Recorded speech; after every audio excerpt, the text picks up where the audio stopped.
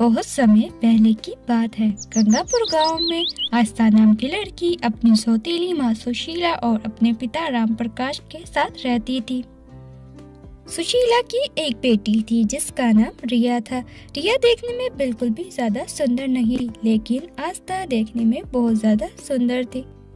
इसलिए रिया हमेशा आस्था को परेशान करती रहती थी और दोनों माँ बेटी मिलकर उससे घर का सारा काम कराती थी। सुशीला ने राम प्रकाश से केवल उसके पैसों के लिए ही विवाह किया था।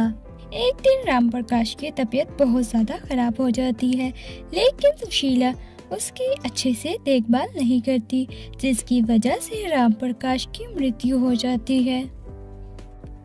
सुबह से तुझसे 4 बर्तन नहीं धोए गए, सारे घर का काम कब करेगी और खाना कब बनाएगी? मेरी आज थोड़ी तबीयत खराब थी और ऊपर से आज बर्तन भी बहुत सारे थे, इसलिए थोड़ा समय लग रहा है बर्तन धोने में। बाद में मैं फटाफट घर का काम कर लूंगी और उसके बाद खाना भी बना दूंगी। तबीयत खराब तो सिर्फ तेरा बहाना है काम ना करने का। तुझे मैं अच्छे से जानती हूँ। तेरी माँ भी शायद तेरी जैसी ही कामचोर हो गई।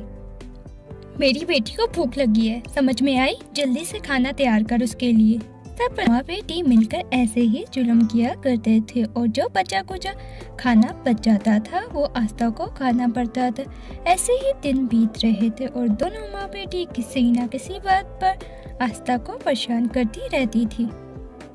फिर एक दिन सुशीला और रिया शॉपिंग करने जा रही थी।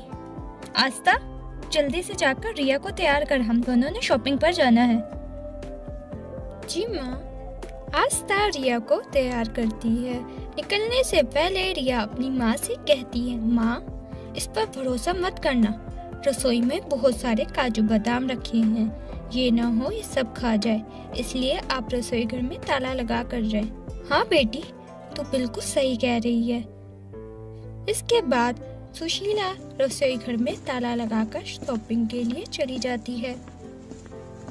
उस दिन आस्था की तबीयत बहुत खराब थी। सारा काम करने के बाद आस्था अपने कमरे में उदास बैठकर अपनी माँ को याद कर रही थी। माँ, तुम मुझे छोड़कर क्यों चली गई? नहीं माँ, बिल्कुल भी अच्छी नहीं है। वो मुझे नहीं पसंद करती और आपको भी पसंद नहीं करती। जब आप मेरे साथ थी तो मेरा कितने अच्छे से देखभाल करती थी। माँ, मैं कभी भी शॉपिंग पर नहीं गई। मेरा भी मन करता है, लेकिन माँ मुझे लेकर नहीं जाती। माँ, आप क्यों चली गई मुझे अकेला छोड़ के? आस्था जोर जोर से रोने लगती है। तभी उसकी माँ की आत्मा प्रकट होती है। माँ, आप एक परी बन चुकी हो। आप तो बहुत सुंदर लग रही हो। हाँ बेटा, मरने के बाद मैं एक परी बन चुकी हूँ। तो मुझे दिल से दिन रात याद करती थी ना, तो मैं तुझसे आज मिलने के लिए आई हूँ। मुझे पता है मेरी बेटी कितनी तकलीफ में है, तो उसी माँ तेरा बिल्कुल भी ख्याल नहीं करती।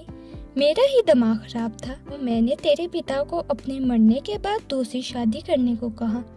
मुझे नहीं पता था कि वो तुझे इतना दुख देगी, लेकिन अब मैं आ गई हूँ ना, अब सब ठीक हो जाएगा। आस्था की माँ उसको एक जादुई सिलाई मशीन देती है।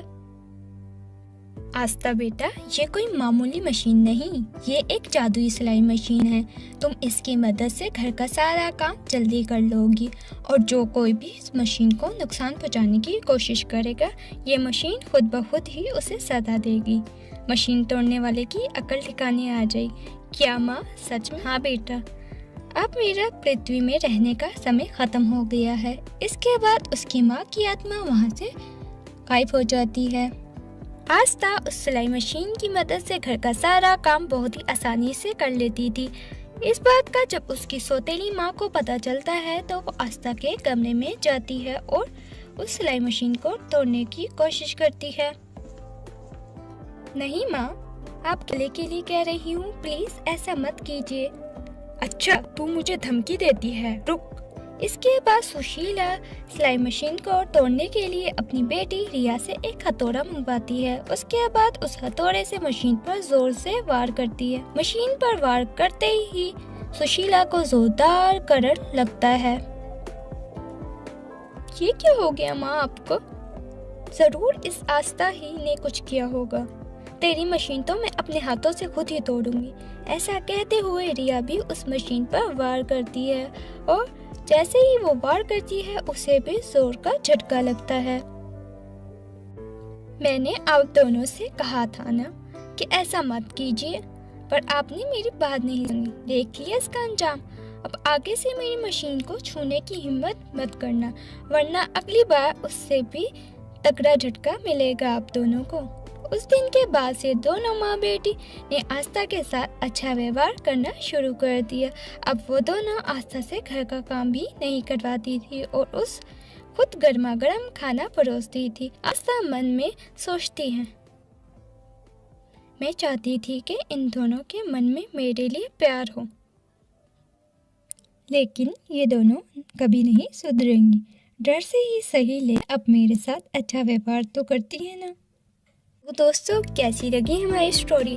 अगर हमारी स्टोरी अच्छी लगी हो तो हमारे चैनल को सब्सक्राइब करना मत भूलना और साथ में इस वीडियो को लाइक शेयर भी कर देना। तो मिलते हैं।